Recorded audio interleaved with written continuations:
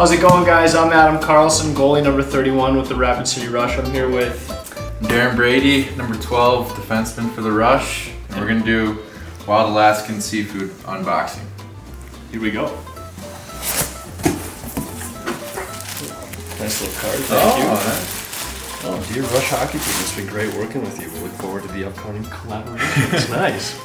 That was friendly. All right, let's see what we got. Might take a minute here.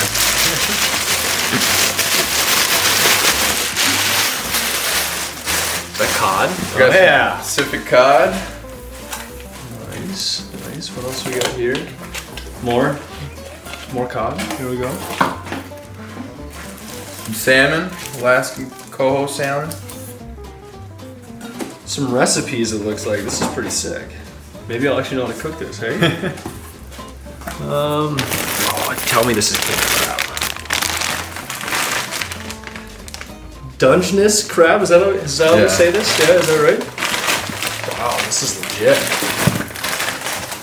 This one. What do we got here? I believe this is a rockfish. Nice, that looks good. And then last but not least, we have some Alaskan coho salmon.